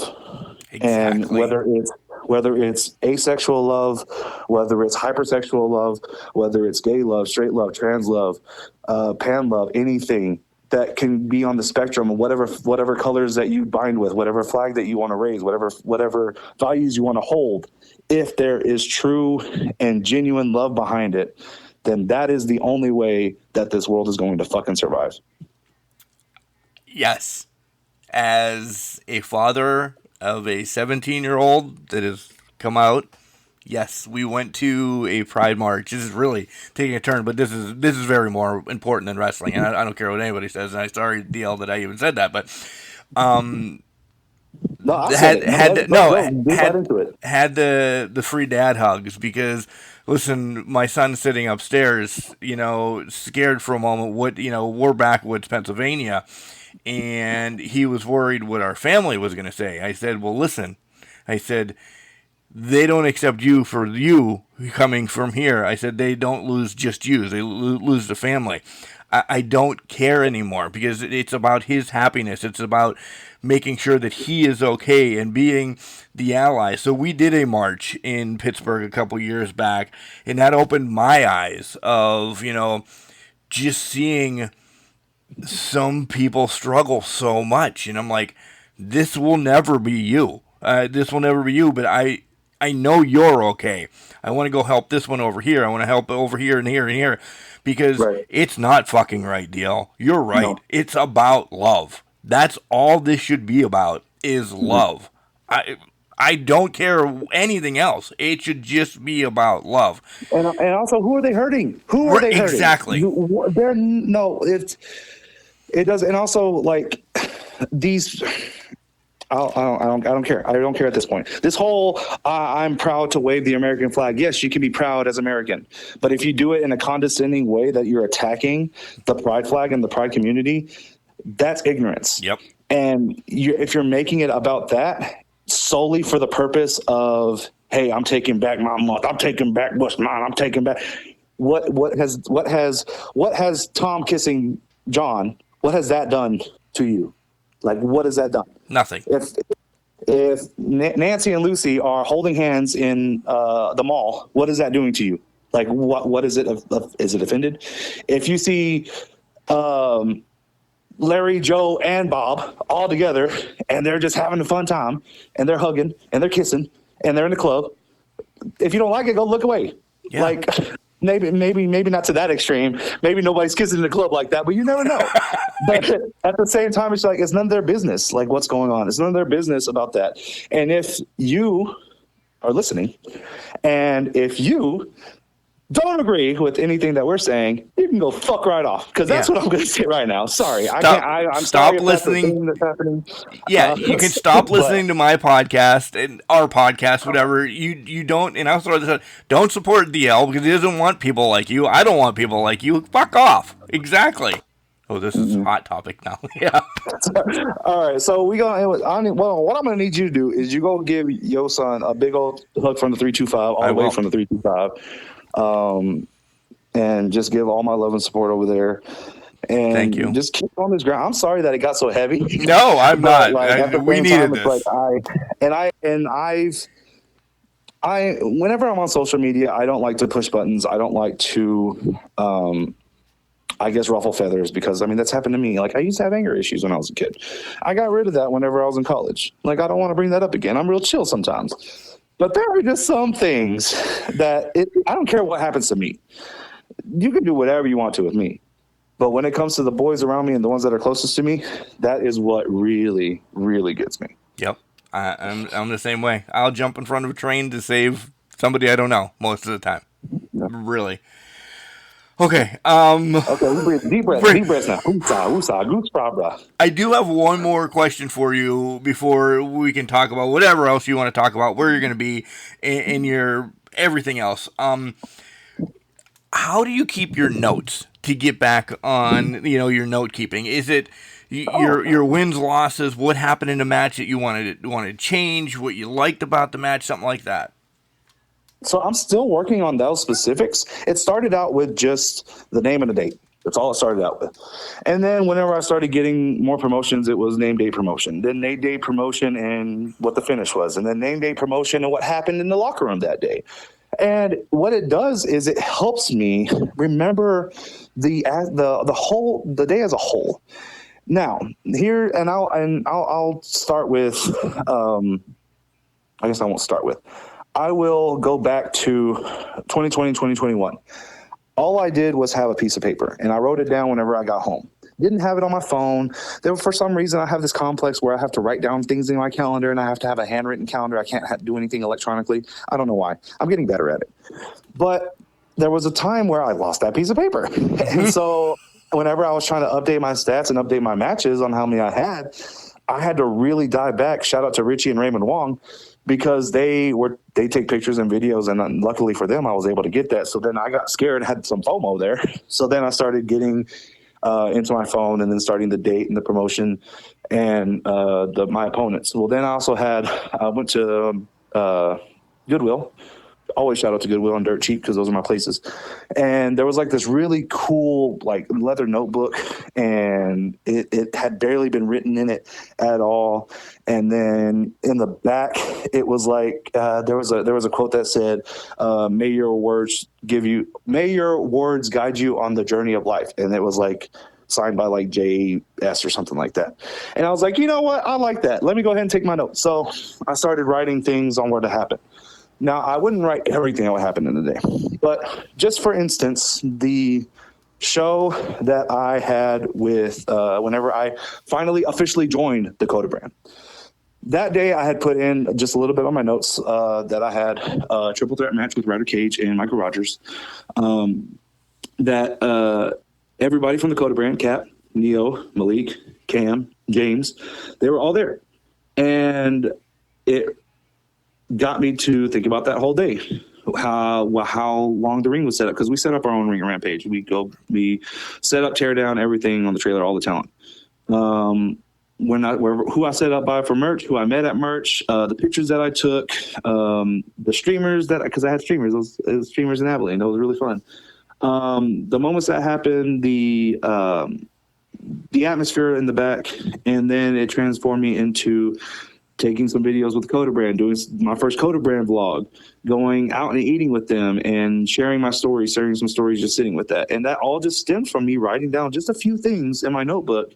And those words, seeing that triggers that whole day for me. And I don't try to note down like a whole page of everything that happens. But I have seen in some of my notes that if I don't put down just my opponent and my date, that I forget everything that happened that day. And I don't want to forget the things that happened, because I've had so many talks with vets that say they wish they would write down their notes. They wish they would write down something significant that happened, so that they can jog their memory when they get older and they can look back and say, hey, this is what happened in that match. Oh, I've done that before. Hey, this is what's funny. I want to tell my kids that one day. I want to tell my grandkids that one day. And then there have been countless times where, again, they just say they wish they would just list my matches. So now it's coming to the point where I'm looking at it in a bigger spectrum, further in the future. What do I want to remember 10, 15 years from now? What do I want to remember 30 years from now? If I put it in a little notebook, keep that notebook. If I make it electronic and it's easy accessible, great. But what can I put in my notes that not only help me for what I do, show my accomplishments, show my opponents, but also what happened before and after the show? What connections did I make? What times? What kind of memories did I make with the boys? Like there was this funny part where it was after May 4th and Dakota Brand went to Chili's and Malik said he was claustrophobic, and I asked him if he was afraid of Santa Claus, and Neo jumped out of his damn table. It was fun. It was great. And it was just stuff like that. But those things get triggered by me with the note taking. So it's not me, I guess, boasting about like my accomplishments, what I do. There's a lot of reasons why taking notes is important, because then you can go back and see how many matches you've had with that person. And you could say like me with Phil Noir and Ryder Cage are my most fought opponents. And now I'm thinking of, okay, how did I beat their ass last time and how can I do it again? Or how did they beat me last time and how can I make sure that doesn't happen?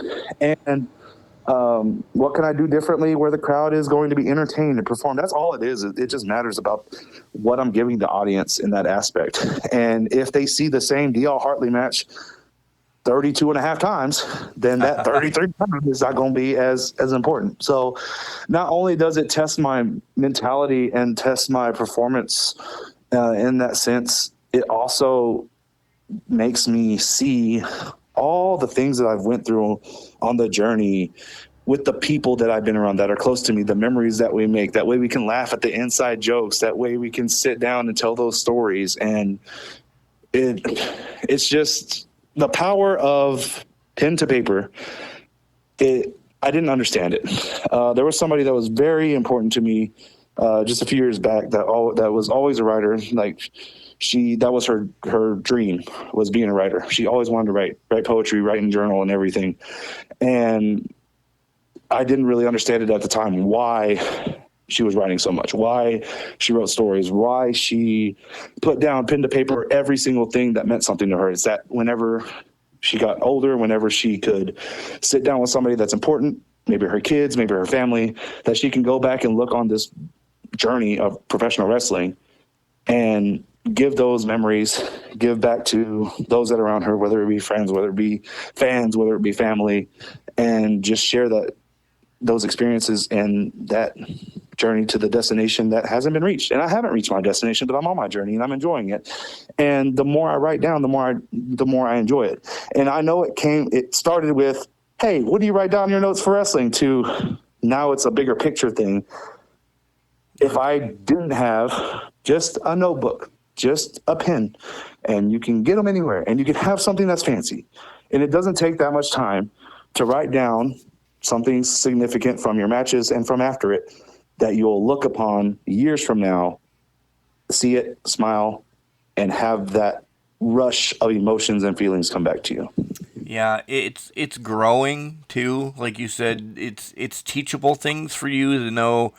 And keeping it wrestling based, I've had this match with him. I mean, we can't do this same match 75 times, 32 and a half times, 3,000 a million times, whatever, at Abilene. So you know when you're going to chit-chat in the locker room. Okay, we did that last time, let's do this. It's more, and I like that. And it's also awesome for down the line. Like, I fell down a hole and I actually bought, I want to whisper this because I know we won't listen this long into it, but I bought one of those books of Dad Tell Me Your Story off of TikTok.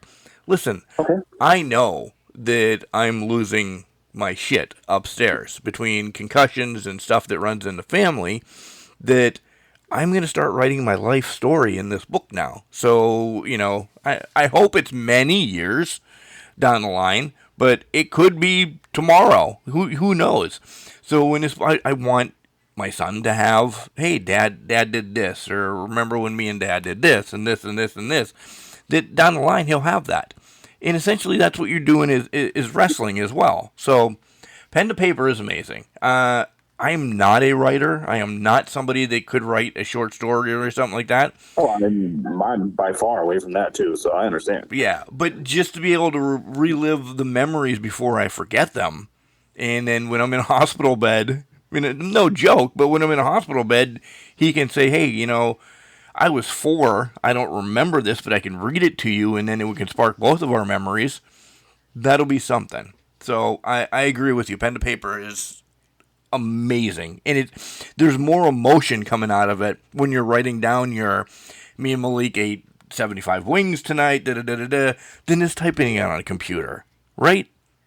That's 100% right. And I think it's because when typing, I guess depending on when you grew up, because like I said, sometimes I fight my battles because I am a millennial, so I'm in between the paper and the electronic stage. But there are some things that I have to have written down, some things I have to have typed up, and sometimes whenever I'm typing, I can get lost in what I'm seeing in the screen. Mm-hmm. But whenever I'm writing something down, I have to be diligent of like what I'm writing, how I'm writing, if it's spelled correctly, if it looks good, because I'm a perfectionist when it comes to that. And if my letters don't look good, then I'm going to keep writing it until it looks good.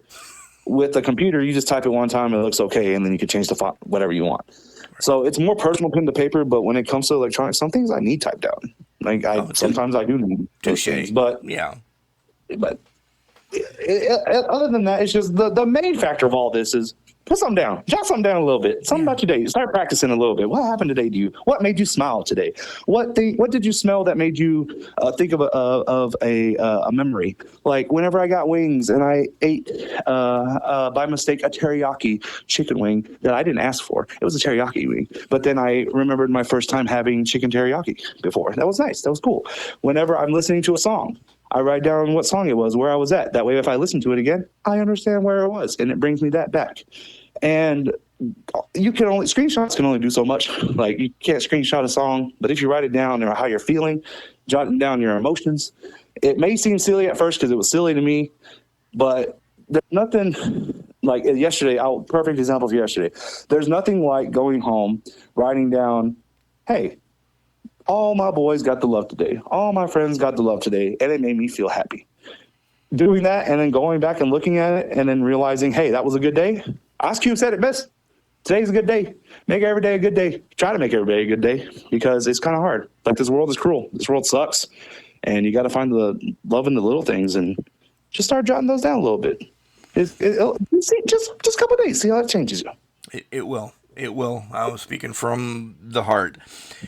Once again, an emotional roller coaster with you, and I love it. Oh, yeah. I really do.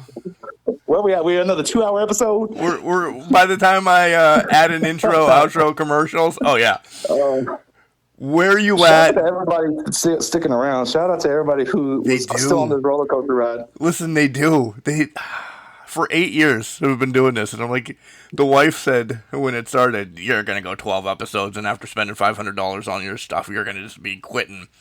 Dude, I gloat, and if I hadn't said it to you and the people on the podcast that listen, you get a million and a half listens a year. I'm like, who is listening to me? From Toronto is last year, because I haven't looked this year yet. Toronto was by far number one city, and I'm like, I know the Toronto Blue Jays play there.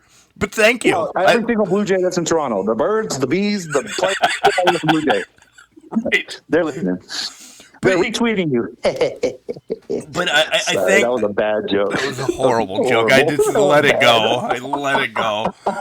But I thank them. Somebody's listening. Somebody loves us. And somebody's going to do the same thing over this episode, that they're like, wow, I don't believe these two just went off on what we just went off on and this and that. And somebody's getting something out of this. And I love it. So I will say shout out to those, because I know that y'all are still listening. There are some people that don't typically listen to podcasts and don't typically want to spend that hour and a half, 2 hour out of their day. But there are some people out there that have been around in my life. Shout out to the one. She will stop what she's doing. Like, hey, you got a podcast? Let me listen to it real quick. And like, she'll be in her office and just listen to it. And she's been my best friend for like 12 years now. And she's never really been that type of podcast person. But I know that whenever there's something that goes out, she'll give it a listen and she'll learn things that she may not have known. Despite knowing me for 12 years, there might be some things that she hadn't known about me. And if I can affect that person, then somebody that just met me that wants to know more about me can still come on these podcasts, can listen to me talk forever while they are traveling through to their destination, or they're on the road with the boys, or if it's somebody studying me and they wanted to hear how I talk, how I walk, and how I do things. Go study me, because you're gonna need it when you get in the ring with me. But it's fun because not only do they get to learn more about me, they get to learn more about you. They get to learn more about wrestling and life in general, and then they can go look up stuff that they might have a question on, whether it's anime or whether it's video games or whether it's wrestlers, and they can go learn. And it's not just a mindless listen when it comes to me. No. So it's shout out to those that are listening, that are my fans, and hopefully you're friends of the Can Crushers as well. Because you're fantastic. I called you out on social media for being.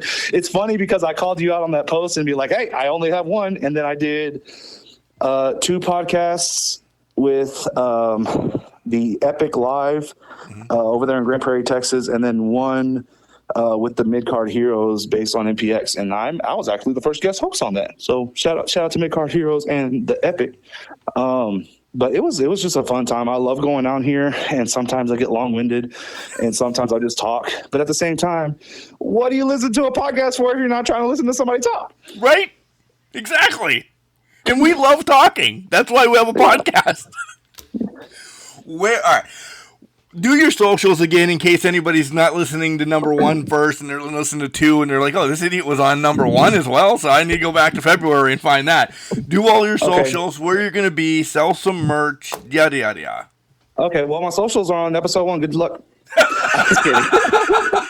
All right, so, my socials, easier this time around. I have a Beacons. It's kind of like a link tree.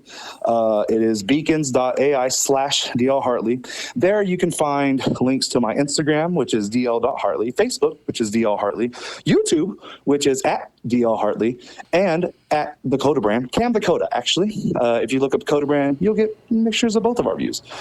You can donate if you like me. You can send me a DM if you want some merch. Everything is on hand. There are some shirts available at prowrestlingtees.com/DL Hartley, but I do have my own shirt press, and I am in cahoots with a company called Peaches Made It. Miss Elizabeth here in Abilene, me and her in cahoots whenever it comes to designing shirts. So if you want a shirt real quick, hit me up on the DMs, either Instagram or Facebook. And also, if you are just a general fan of wrestling, go to your local show. Find a favorite wrestler there. Shake their hand and meet them, get their information, and support them as well. If you cannot support me, support somebody around your area. Yeah, for sure. Where are you going to be, though, in the near future as well? Me, this is 325. I'm going to be lots of places. My next match is not until 6/22, so June 22nd. I'm taking 2 weeks off, one for work and one for a big show for Metroplex Wrestling, The Purge. It's a very good show. I'm hoping 1,000 people show up. I'm hoping. But a lot of Texas dates, a lot of Arkansas dates. So I will be at Amarillo on the 22nd, June 22nd, June 29th, Rampage in Breckenridge, Texas, July 6th, Alvarado, Texas, APW, July 7th, North Texas Wrestling in Dallas. I'm going to make my visitations now. So any Saturdays that I'm not booked, I will be going to different promotions. And I plan on going out to Branded Outlaw. If anybody from Branded Outlaw in San Antonio wants to, shout at me, that'd be cool. Texarkana on July 19th, Ozark, Arkansas for Gladiator, where I will be defending my heavyweight championship against Exodus Prime, who has been on both AEW and WWE, who is making waves and should be signed right now. Oh, by far. And Xavier Gotti. We'll be having a triple threat match. So I got to go up against two. One guy who needs to be signed and one guy that is on his way to getting signed. So that's going to be good. I'm going to go visit my first time at HOT down in Waco, Texas, and Matt Ward Pro in Fort Worth. I'm planning I'm telling you so that you can, like, hey man, you said this, keep me accountable for all that.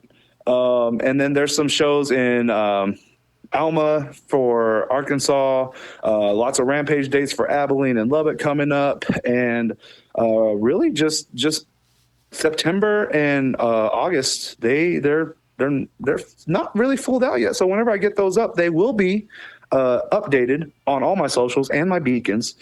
And I want to go ahead and put this out there. My birthday is on November 9th. It's not March 25th, guys. It is November 9th. There is also another guy called Day DeVille, and he is also at MPX, and his birthday is also on November 9th. So I'm thinking it could be just a battle of the birthdays. It could be a big old birthday bash. Yeah, that's what I was going to say, a birthday bash. A birthday bash battle between two guys whose birthdays are on the same day, whose styles are different, who is a part of a community that is all about love and addiction. That was a hint at MPX. And just have a birthday thing. When have you gone to a show and it's been a birthday? Everybody just wearing birthday hats and streamers and having cupcakes, and just it's your own birthday. Bring some gifts, exchange them a little bit, have a good time. Have more themed wrestling shows in 2024 and beyond. Just themed, not gimmicked, but themed. Have a theme like it's going to be a fun time. I love professional wrestling. This will be my outro. I love professional wrestling. There needs to be more entertainment value because there are so many characters and so many personalities that don't get a chance to shine. And those people aren't even wrestlers. They could be the camera crew. They could be photographers. They could be announcers. They could be the bookers themselves. There are so many characters and personalities that don't get a chance to shine. Use that to you. Like, Rampage Wrestling, we're finally going to have like a retro night There's going to be a night where it's going to be a Halloween thing. We get to dress up as our wrestlers from way back in the day. We get to kind of step out and have some fun, but also entertain and wrestle. We can still be ourselves and have fun. There's the main premise of professional wrestling. There are a lot of people that are like gung ho serious that want to get to the next level. And if we are not on their stage, then they're going to talk down to us and speak down to us. Guys, do not forget that we all came into this business as fans. And we can still be fans today if we just love each other, accept each other, and let everybody flourish in their own way and just have so much fun doing it. DL, I love you. Thank you. Oh, thank you so much. Hey, it's Cold Brew Cappuccino Jones here on Can Crushers, the most caffeinated and the most flavorful podcast because I am on it. Well, we did talk about DL Hartley's career at the tail end. That wasn't bait and switch. We just enjoy our conversations. Fourth wall down, I could talk to him forever about Kleenexes, paper towels, and anything because we have the same mind frame, as I said during the podcast. It's refreshing. It is somebody that I feel if I'm having a bad day, I could reach out to DL and he would spruce me up in a heartbeat. So I want to thank him for that because genuine human being. I was going to say love of my life, but that's clearly not the love of my life. But I love the man. I really do. He just does so much for my mental states at time, and it's amazing. It got hot and heavy. It did. And I'm glad that we got to talk about that. It is Pride Month, so you know what? That's the way we feel. If you are in and about that you are not with us anymore, we said, I'm sorry to say it that way, but you can, piss up a wet rope for both of us. That's just where we are here in Can Crushers, and I'm glad that DL got out what he wanted to say as well. So support everybody. Love is love. And yeah, we'll just leave it at that as we're wrapping up.